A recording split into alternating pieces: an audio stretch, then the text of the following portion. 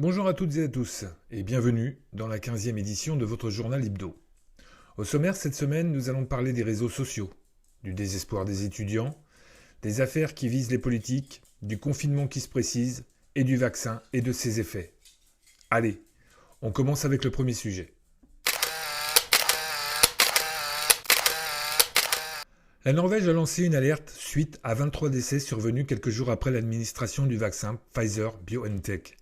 L'agence du médicament française a été informée de son côté du décès d'une personne résidant en EHPAD, vaccinée le 13 janvier. L'agence a déclaré qu'aucun effet indésirable n'avait été constaté suite à cette injection. Pourtant, le décès est intervenu 2 heures plus tard. Ils ont conclu que le patient ne présentait aucun signe de réaction allergique, mais qu'au regard de ses antécédents médicaux et de son traitement lourd, rien ne permet de conclure que son décès est lié à la vaccination. On voit bien à travers cette déclaration de la NSM qu'il se défausse sur son traitement, ce qui est bien la preuve que les tests qui ont été effectués pour valider ce vaccin ne sont pas fiables. Et aussi que cette campagne de vaccination ne tient pas compte d'une éventuelle interaction entre l'injection et les traitements médicaux administrés aux patients. Ce qui est normalement la base de la médecine de déterminer les risques potentiels. Après avoir fait croire à la terre entière que le Covid tuait avant tout les personnes âgées, ce qui n'est pas complètement faux puisqu'ils sont plus fragiles, mais c'est quand même dans l'ordre des choses de mourir de vieillesse, et de nombreux témoignages autour de moi visent dans cette direction plutôt que dans celle du virus tueur. On se sert de nos aînés pour nous faire croire à une pandémie mondiale et arriver à la situation actuelle, c'est-à-dire vendre des vaccins aux États pour enrichir les labos. Alors que les chiffres parlent d'eux-mêmes. Le taux d'incidence du Covid est de 17 pour 100 000, alors que le taux d'incidence de la grippe est de 170 pour 100 000. Aujourd'hui que le vaccin est arrivé, la situation est inverse, puisque le gouvernement et les organismes de santé tirent le parapluie pour se dédouaner d'une mauvaise gestion de la campagne vaccinale, en prétendant que les décès des personnes âgées n'est pas dû à l'injection, mais à leur âge ou leur traitement. Belle manœuvre si l'on est pour se dégager de toute responsabilité, et c'est certainement la raison pour laquelle ces personnes-là ont été mises en première ligne pour servir de cobayes et en cas de problème, ne pas assumer les effets du vaccin le cas échéant. De plus en plus de décès suspects sont détectés dans le monde, mais on continue, alors que les campagnes vaccinales devraient être stoppées pour essayer de comprendre la raison. Hélas, ce n'est pas le cas. Avant de nous intéresser au vaccin actuel, je vous propose de faire un petit retour dans le passé, plus exactement au XVIIIe siècle, alors qu'une pandémie de variole touche l'Europe, infectant 60% de la population, faisant des dizaines de milliers de morts, soit environ un quart des personnes infectées. À l'époque, certaines personnes se sont aperçues que les femmes qui travaillaient à la ferme étaient moins touchées par l'épidémie, surtout celles qui s'occupaient de la traite des vaches. Les bovins aussi étaient touchés par la variole, mais à un stade beaucoup moins grave. Cette maladie fut nommée vaccine tirée du mot latin vacca, qui veut dire vache, pour faire la différence avec sa cousine humaine. En 1796, un médecin anglais nommé Edward Jenner se demande si la vaccine ne protège pas ces femmes qui à longueur de journée sont en contact avec les pustules qui recouvrent les pieds des vaches. Il décide alors de tester son idée sur un être humain, même si cela est risqué. Et le bon médecin va griffer le bras du fils de son jardinier pour l'infecter du virus de la vaccine. Le gamin tombe malade, mais beaucoup moins fort que le reste de la population. Après s'être rétabli, Edward Jenner passe à la phase 2 de son expérience, c'est-à-dire l'infecter du virus de la variole. Et comme il l'avait prévu, le gamin ne tomba pas malade. Edward Jenner venait de mettre au point le premier vaccin en inoculant le virus atténué de la vaccine dans le corps d'un patient, afin que celui-ci développe ses défenses immunitaires. Le mot que nous utilisons aujourd'hui provient de cette histoire, et grâce à ce médecin anglais, la variole a été déclarée en 1980 par l'OMS, première maladie officiellement éradiquée de la planète. Revenons à nos jours et intéressons-nous à ce vaccin. Quel en est le principe ? Comme son ancêtre, son but est de permettre au système immunitaire d'acquérir une mémoire immunitaire spécifique contre le SARS-CoV-2. Ce qui veut dire que si une personne vaccinée est exposée au virus, le vaccin le neutralise avant qu'il n'ait eu le temps de provoquer la maladie, ou au moins d'en atténuer les effets. La majorité des vaccins qui viennent d'apparaître sur le marché ont la mission de cibler la protéine Spike du virus. Pour faire court, il attaque les petits picots, ou les petites ventouses que l'on voit à la surface pour les empêcher de se fixer sur les cellules pour y faire pénétrer le virus. Bon, ça c'est ce qui est vendu par les labos et les différentes agences de santé du monde. Mais alors, pourquoi avoir besoin de ça alors que notre corps est conçu pour lutter contre les agressions ? Vous allez me dire que lors de la grippe espagnole et la variole, pour ne citer que ces deux-là, il y a eu beaucoup de morts, et peu de monde avait réussi à développer ces fameuses défenses immunitaires, d'où l'intérêt d'un vaccin. Et vous avez raison.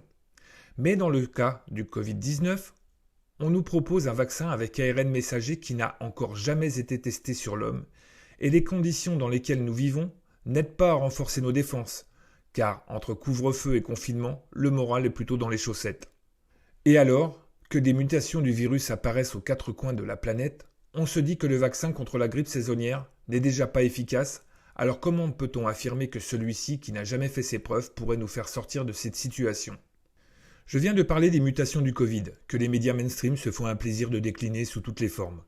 Et le premier à être apparu est celui d'Afrique du Sud, qui a déjà voyagé jusqu'au Japon et touché une cinquantaine de pays. Puis, le virus mutant britannique a suivi et a déjà infecté les habitants de plus de 70 pays. Le dernier en date est celui du Brésil, découvert par Marlène Schiappa grâce à son lissage brésilien. Bon, d'accord, je m'égare, mais ça fait du bien de faire un peu baisser la tension. Allez, blague à part, je ne peux m'empêcher de voir cette heureuse aubaine de découvrir ces virus mutants se développer alors que les gouvernements du monde entier essaient de nous faire accepter le vaccin à ARN messager. Ce qui n'est pas une mince affaire, surtout en France, vu la réticence des bons Gaulois réfractaires qui doutent encore de l'efficacité et de la dangerosité de ce vaccin. Il faut dire que l'incompétence du gouvernement Macron n'aide pas à rassurer la population avec ses problèmes de logistique qui va bien finir par créer des pénuries dans certaines régions, vu la complexité pour transporter les doses qui doivent être conservées à moins 70 degrés Celsius sans que jamais la chaîne de froid ne soit brisée. Il y a aussi le discours politique et pseudo-scientifique qui, comme d'habitude, n'est pas clair, voire complètement obscur. Une autre question se pose devant la recrudescence de ces virus mutants. Est-ce que le vaccin sera efficace sur cela aussi ? Ou faudra-t-il insérer des variantes et choisir 2 ou 3 d'entre elles, comme on fait pour la grippe ? Enfin, je finirai par la confiance qui n'est pas au rendez-vous, quand on connaît les scandales qui ont frappé les laboratoires Pfizer depuis 1995, conduisant les responsables devant les tribunaux, avec de lourdes peines comme en 2009, avec cette amende de 2,3 milliards de dollars pour publicité mensongère, amende la plus chère jamais infligée à un laboratoire pharmaceutique. Je conclurai qu'il ne faut pas rejeter les vaccins, car ils ont permis de sauver de nombreuses personnes, mais il faut être méfiant, ne pas se précipiter, car l'humanité n'est pas en danger avec le Covid-19. Il faut raison garder et attendre d'avoir un recul acceptable avant d'accepter de se faire injecter un produit et en connaître les effets secondaires et tous les composants.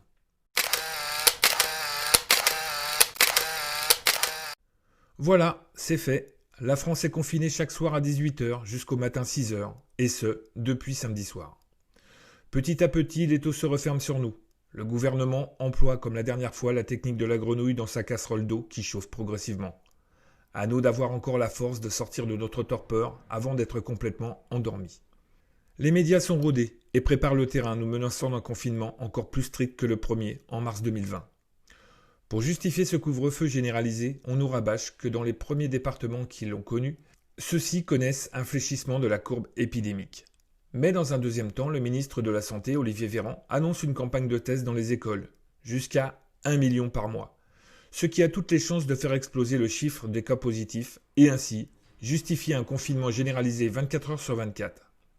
La date qui circule est celle du 5 février, date du début des vacances de la première zone.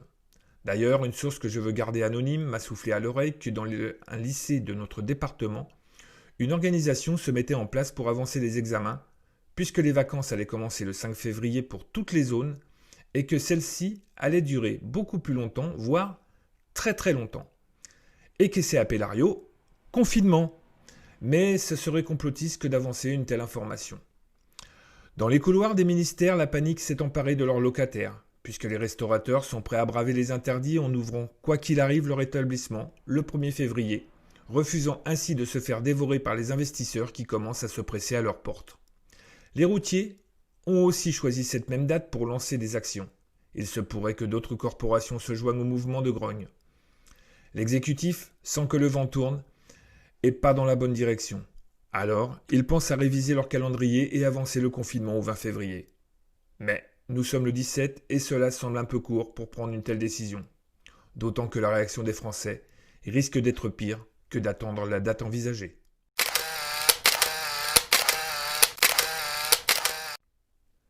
Les suicides ou tentatives de suicide chez les étudiants se multiplient depuis quelques mois, et rien ne semble émouvoir le président Macron, ni la ministre de l'Enseignement supérieur, Frédérique Vidal. Au contraire, ils ne font qu'ignorer et mépriser ceux qui seront les adultes de demain. Les jeunes sont coupés du monde depuis des mois, de toute vie sociale, alors que c'est la base même de leur construction pour arriver dans leur vie d'adulte. Selon Santé publique France, l'état dépressif des 18-24 ans a augmenté de 16 points, alors que celui des 25-34 ans est de plus de 15 points. 2 tentatives de suicide ont frappé les résidences universitaires de Lyon. L'une d'elles concerne une étudiante étrangère qui a expliqué son geste aux médias, exposant au grand jour sa solitude et l'enfer de ne pas avoir pu rentrer chez elle depuis des mois. Ces adultes en devenir sont emprisonnés dans des chambres de 9 mètres carrés, avec pour seul compagnon leur ordinateur. Devant ce marasme ambiant, les étudiants espéraient des annonces significatives du gouvernement jeudi soir, mais leurs espérances ont vite été refroidies en l'absence de véritables mesures. Celle qui les a mis le plus en colère a été la perspective de voir les effectifs de psychologues en université doubler. Un affront de la part des dirigeants puisque dans notre pays, il n'y a que 2 ou 3 psychologues pour des dizaines de milliers d'étudiants. Contrairement à ce que veut nous faire croire le gouvernement, ce n'est pas la crise sanitaire qui entraîne un tel malaise dans la jeunesse, mais leur gestion désastreuse. Avec ce couvre-feu fixé à 18h, c'est la goutte d'eau qui fait déborder le vase. Et pour les étudiants qui sont à la maison, la situation n'est guère plus reluisante, puisque l'interaction avec les parents est forcément difficile, puisque ces derniers sont aussi anxieux. Le développement des jeunes est à l'arrêt complet, et les répercussions seront terribles quant à leur devenir. Se rajoute à ça la prise d'antidépresseurs, d'alcool et de drogue qui amplifie le contexte. La rave-party qui s'est déroulée le 1er de l'an en Bretagne est l'exemple même de ce que les jeunes ont besoin. Ils ont besoin de relâcher la pression, non seulement face à la situation sanitaire, mais aussi par rapport à leurs études. Ce genre d'événement est indispensable pour se construire psychiquement à travers des échanges, à travers l'image de leur corps et leur image sociale. La solution est peut-être de rejoindre les organisations syndicales, étudiantes et enseignantes pour transformer cette rage confinée en une lutte constructive pour enfin se faire entendre. La date du 26 janvier a été fixée pour une importante journée de grève et de mobilisation et en unissant leurs forces, réussir à arracher une sortie de crise par le haut et un avenir meilleur.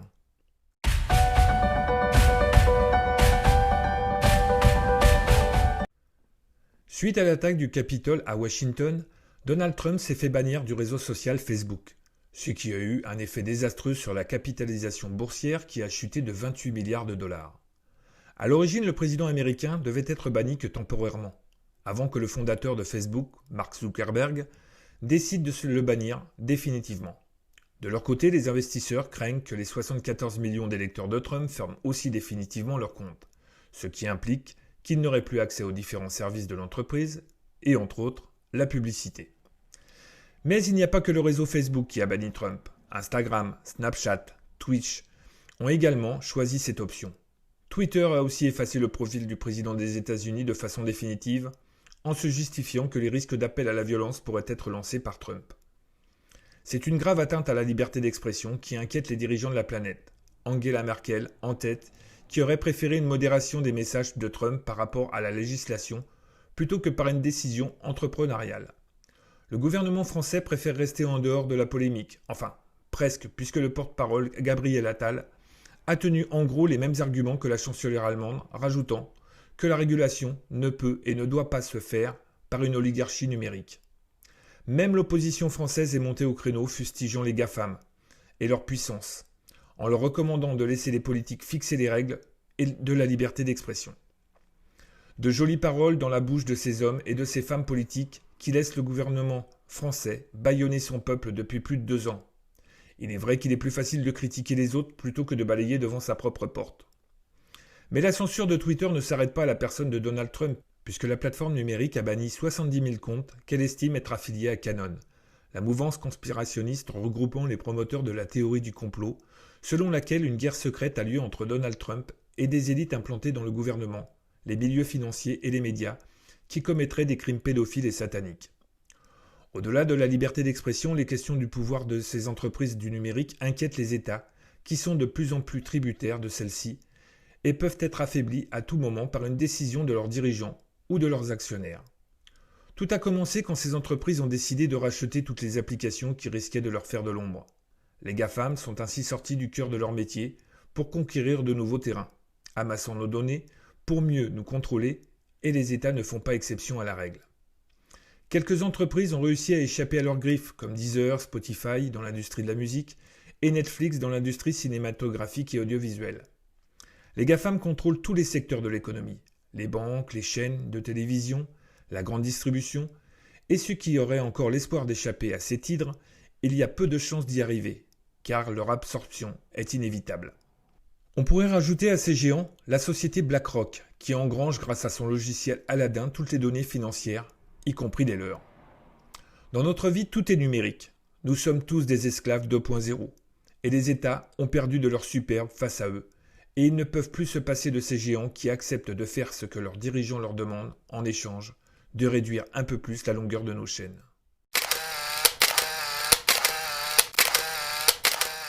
Cette fois, j'ai envie de commencer ce sujet doucement, pour changer un peu, en parlant des politiques et des affaires qu'il traite. Jérôme Perra. Ce nom ne vous dit certainement rien, et pour cause, il n'était pas sur le devant de la scène puisque son poste était de conseiller le président Macron. Pourtant, en septembre, ce dernier a été condamné à 3 000 € d'amende avec sursis pour violence conjugale envers son ex-compagne. Déjà, je n'arrive pas à comprendre le sursis pour ceux qui sont proches du pouvoir ou dans les milieux des forces de l'ordre. Bref, ce monsieur n'a bien évidemment pas pu conserver son poste auprès de Macron. Cela aurait fait mauvais genre, d'autant que la lutte contre la violence faite aux femmes est une des grandes causes du quinquennat du président. Mais en Macronie, le chômage n'existe pas. Quelques jours ouverts et un poste se présente pour l'ancien élu LR, celui de conseiller politique à la délégation générale du mouvement présidentiel.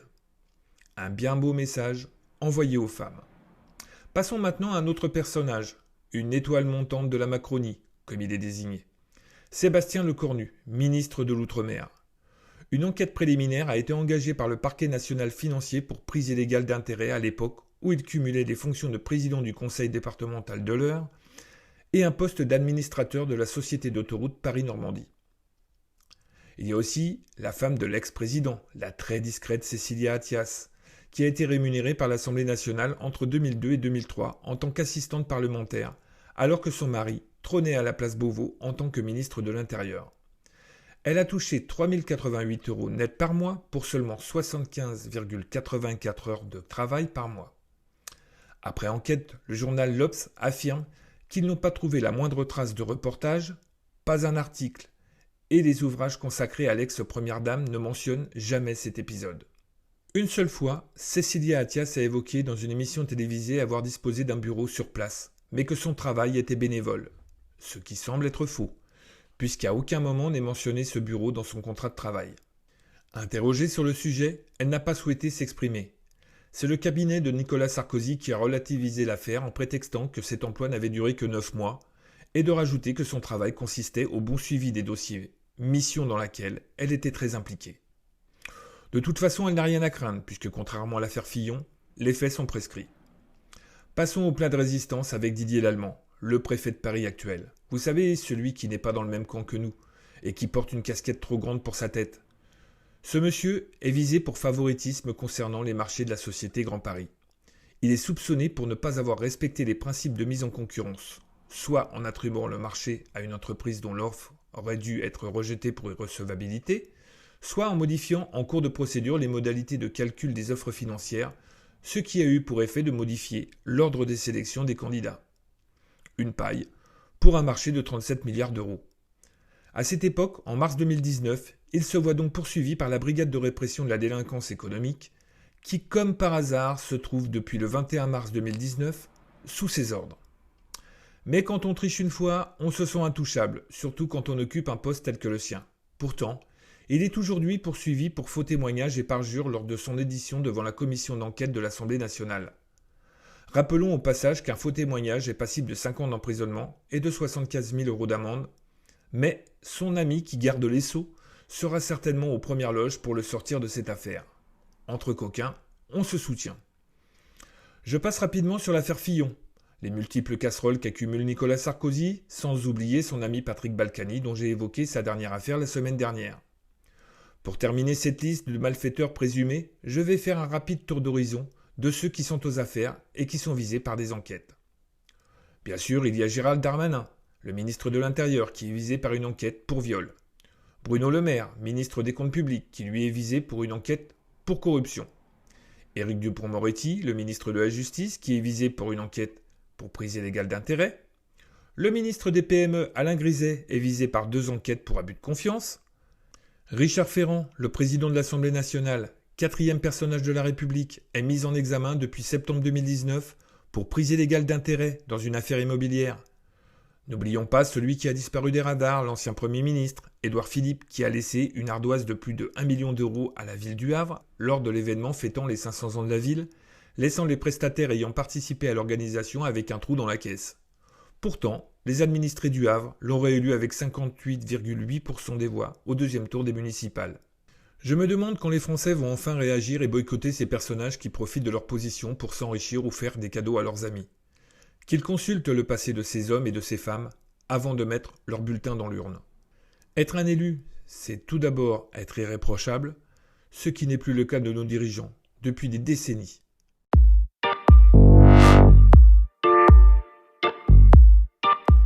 Comme chaque semaine, des manifestations se sont déroulées dans toute la France. Ce samedi, un appel national avait été lancé avec comme sujet la marche des libertés. Dans les grandes villes, les violences policières n'ont pas fait exception à la règle. Mais dans d'autres, les manifestations ou les rassemblements se sont plutôt bien passés. Il y a eu un rassemblement dans les Hautes-Alpes, à Gap plus précisément, avec prise de parole et déambulation dans les rues de la ville-préfecture. Pareil pour les Alpes de Haute-Provence, où les Gilets jaunes, les citoyens en colère, les organisations syndicales et les associations se sont réunis à Digne, place du Général de Gaulle, pour chanter, danser, écouter de la musique techno, pour rendre hommage aux teufeurs bretons, et bien sûr avec de nombreuses prises de parole, dont vous trouverez des extraits dans le reportage qui va suivre.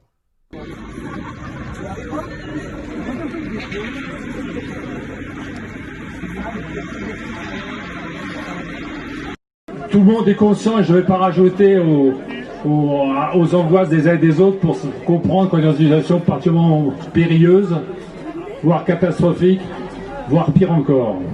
Et que pour faire face à cette situation, il y a besoin que se lève un vaste mouvement populaire. C'est-à-dire un mouvement qui rassemblait un peu à ce qu'a été les Gilets jaunes et qui ressemblait assez peu au fait qu'on réunisse, comme dans la politique du temps jadis, toute une série d'organisations qui signent un tract en bas. C'est très bien que cette initiative ait lieu. J'étais heureux d'y participer. On est heureux de se retrouver ici ensemble. Mais pour qu'un collectif au niveau départemental se mette en place, je pense qu'il faudra qu'on dépasse la juxtaposition des étiquettes et des partis, qui a montré d'une certaine façon au fil des décennies sa totale inefficacité. Ce mouvement populaire ne pourra avoir lieu que si tout un chacun et chacune ici présent y participe. Ils participent là où ils travaillent, là où ils habitent.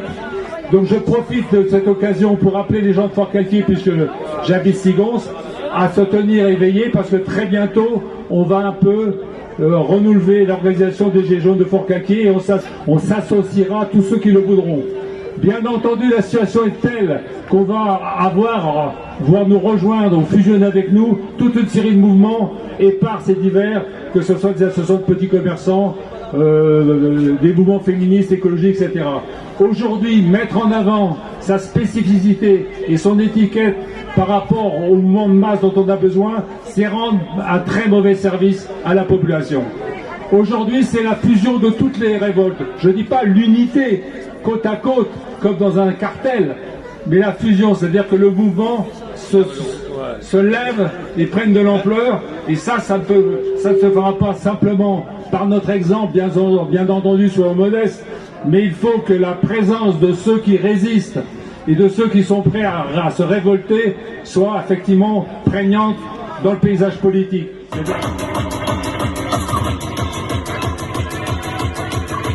Ici, aujourd'hui, je m'exprime en mon nom propre et au nom des Gilets jaunes de Château-Arnoux.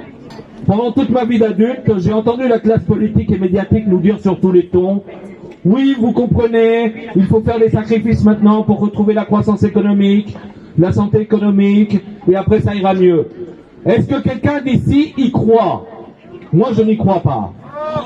Pendant toutes ces années, on nous a baladé de réforme du Code du travail en réforme des retraites pour toujours toujours, malgré de nombreuses résistances, nous enlever plus de droits, nous enlever plus d'argent, nous enlever plus de vie, sans jamais voir aucune amélioration de quelque nature que ce soit. J'ai vu au contraire s'agrandir le fossé des inégalités sociales.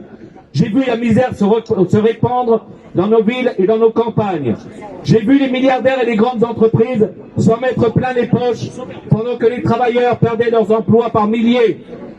Et tout ça n'a pas empêché cette classe politique, tous bords confondus, de poursuivre ces discours de pute, comme quoi ça irait mieux prochainement.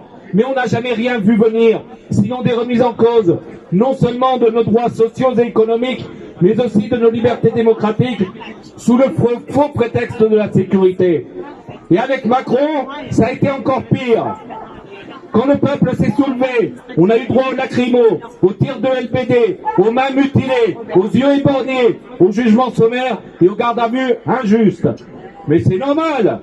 La démocratie est totalement incompatible avec leurs projets qui ne servent que les riches. Quand le peuple ne veut pas, il faut le faire taire. Et c'est ce qu'ils essayent de faire en ce moment, mais ils n'y arriveront pas. Et depuis la crise du Covid, c'est le pompon. On nous confine, on n'a le droit que d'aller bosser, de fermer nos gueules, et on y dit que c'est pour notre bien, que c'est pour nous protéger. Mon cul, ouais. Qui peut encore y croire? Qui peut encore croire que ça ira mieux après, une fois que la crise épidémique serait passée? Ce ne sont que d'affreux mensonges. Nous ne nous tairons pas. Car avec eux, ça n'ira pas mieux. Avec eux, nous ne retrouvons pas la liberté. Avec eux, nous ne retrouvons pas le plein emploi et la prospérité économique. Et pourquoi? Pourquoi? Parce que ce ne sont pas ceux qui font partie du problème qui nous apporteront la solution. La solution, c'est nous. Nous, car nous avons l'envie, les moyens et nous avons le nombre. Nous voulons vivre libre dans un pays libre. Liberté, égalité, fraternité. La République, c'est nous. Nous n'avons pas à nous justifier de nos déplacements, quelle que soit l'heure du jour et de la nuit. Nous n'avons pas à demander l'autorisation pour faire la fête. Nous n'avons pas à demander l'autorisation pour manifester et revendiquer pour nos droits. Nous n'avons pas à supporter que les forces de l'ordre soient au service de ce gouvernement de canailles. Nous devons au contraire nous faire obéir. C'est le peuple qui commande dans ce pays. Nous avons le nombre et la force pour exiger et obtenir le retrait de cette saloperie de projet de loi sécurité globale. Nous avons le nombre et la force pour exiger et obtenir la fin de l'état d'urgence pseudo-sanitaire qui n'a d'autre vocation que d'éliminer nos libertés et de nous asservir. Nous avons le nombre et la force pour exiger et obtenir que cette bande de canailles qui ose s'appeler le gouvernement de la France dégage. Non à la loi sécurité globale, non à l'état d'urgence pseudo-sanitaire, non à la confiscation de notre liberté. Macron, dégage! Un ami disparu avait cette image, il disait « La 5e République, c'est Vichy sans les Allemands ». Et moi, personnellement, je dirais qu'aujourd'hui, avec Macron, la 5e République, c'est Vichy sans les Allemands, mais avec le Covid. Le Covid qui justifierait l'état d'urgence sanitaire, prolongé, voire pérennisé, état d'urgence qui n'a de sanitaire que le nom.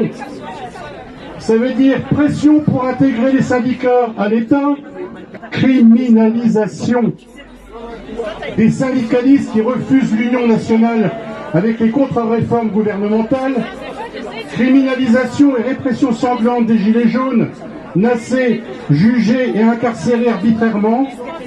C'est la violence d'État au service du libéralisme le plus sauvage.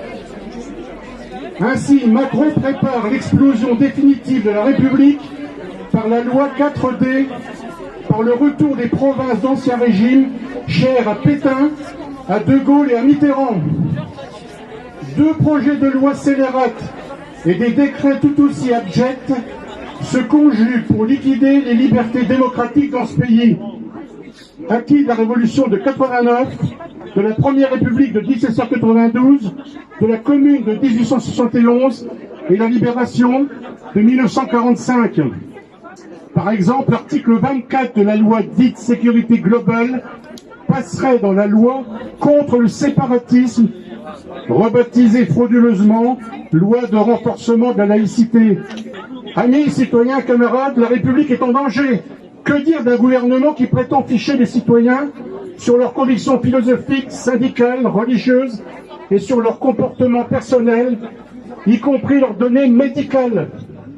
Que dire d'un gouvernement qui conditionne l'existence des associations à la signature de chartes de bonne conduite, de bien-pensance, baptisées charte de laïcité, contre la libre organisation des associations 1901? Que dire d'un gouvernement qui s'immisce dans l'organisation des cultes contre leur libre organisation prévue par la loi de 1905 et qui stigmatise au passage une partie du peuple taxée de séparatisme à cause de sa confession religieuse qui ne serait pas la bonne? Que dire d'un gouvernement pour qui l'intention présumée doit être punie alors que la justice républicaine ne sanctionne que les faits? Que dire d'un gouvernement qui accumule tous les ingrédients de la guerre civile?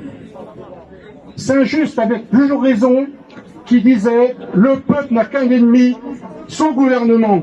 Amis, camarades, l'histoire nous donne raison de continuer à exiger retrait total des lois et décrets liberticides. Je vous remercie.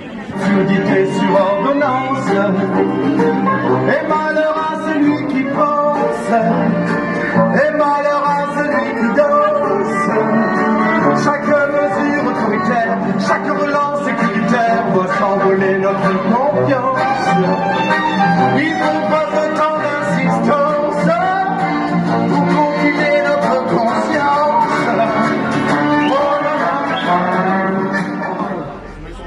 Vos députés devant vos sénateurs et dites-leur, ce pays, il est à nous. Il est à nous, citoyens, ce pays. C'est pas à vous de décider ce que nous, on doit vivre et comment on doit vivre. Elle est là, votre force. Et ça, on a fait un constat toute l'après-midi avec les différentes prises de parole, mais on parle pas de ce qu'il faudrait faire. Ludo, il a un peu tourné le cul, il a parlé de Fort-Calquier, mais organisez-vous partout. Dites-vous, le mardi soir, on se rejoint devant la mairie et on leur dit qu'on n'en veut pas. Vous venez avec des masques, sans masques, avec des cagoules, sans cagoules. Vous venez, vous sortez et vous montrez que ce pays est à vous. Et quand on vient vous dire quelque chose, vous dites non, c'est nous qui commandons, c'est nous citoyens. C'est à nous de reprendre le jeu parce que vous faites n'importe quoi. Vous nous parquez comme des animaux de telle heure à telle heure pour 0,05% de décès. Même la grippe, elle tue plus que ça. Il faut arrêter d'être bête, il faut arrêter de se laisser manger la tête. Et en plus, quand vous discutez, sérieusement, quand vous discutez entre vous, avec vos collègues et tout, est-ce qu'il y en a finalement, est-ce que dans votre esprit, vous avez l'impression que la majorité des gens sont pour ce confinement? Est-ce que vous avez l'impression que la majorité des gens sont pour ce couvre-feu, pour ces restrictions de liberté, que tout le monde, on se rend tous compte que c'est une supercherie, que c'est une escroquerie, que ça permet de museler un peuple. On est en train de nous dessiner un monde orwellien. Tout est écrit dans 1984. Tout est écrit. Et pourtant, on laisse faire. Et ce monde ne sera pas détruit par les affreux, il sera détruit par ceux qui les laissent faire. Moi, je suis celui qui n'a pas peur de mettre chacun devant ses responsabilités. Je n'ai pas peur d'aller voir un député et de lui dire « Tu ne peux pas voter la loi en mon nom. Tu n'as pas été élu pour ça. » Quand tu démissionnes d'un parti politique et que tu restes député, tu n'es plus légitime. C'est pas possible. Tu ne peux pas te présenter et puis après faire le contraire. Ce n'est pas possible, ce n'est pas légitime. Ce n'est pas démocratique. Mais montrez-vous. Si vous ne vous montrez pas, si vous restez dans vos foyers, pour eux, c'est acquis. Ils vont vous vacciner les gamins à l'école. Mais en plus des messagers ARN, on ne sait même pas ce que ça donne. Et en attendant, la misère se sème tranquillement, petit à petit, en France. Quand on se rend compte que la misère augmente, cachez-moi cette misère que je n'ose voir. Qu'est-ce qu'on fait? On supprime l'observatoire de la misère. Et c'est ainsi de suite. Les gens, ils pourront être mal payés. De toute façon, il y a les restos du cœur, ils iront bouffer au resto du cœur. Et c'est ce mécanique-là qu'il va falloir casser. Et donc, sortez dans vos villages, partout, organisez-vous. C'est pas compliqué. C'est pas compliqué, on l'a fait. Nous, on l'a fait pendant 14 mois aux urgences de Sisteron. Pour que les urgences de Sisteron réouvrent. Et ils ont fini par lâcher, ils ont fini par réouvrir. Vous voyez? Les combats ne sont pas perdus. Ils sont pas perdus d'avance. Simplement, c'est pas de la manifestation de posture qu'il faut faire. C'est de la manifestation de détermination. Avec cette détermination que, de toute façon, c'est nous, citoyens, ce peuple nous appartient à nous, citoyens, et vous allez faire ce que nous, on demande. On va pas vous confier le pouvoir pour nous escroquer, ou pour nous empoisonner, ou pour diriger nos vies. Voilà. Merci. Voilà, la 15e édition d'Hibdo est terminée. N'hésitez pas à vous abonner à ma chaîne YouTube et de cliquer sur la cloche pour être informé d'une nouvelle édition. Je vous souhaite une très bonne semaine et vous donne rendez-vous dimanche prochain pour un nouveau numéro. Et surtout, prenez soin de vous.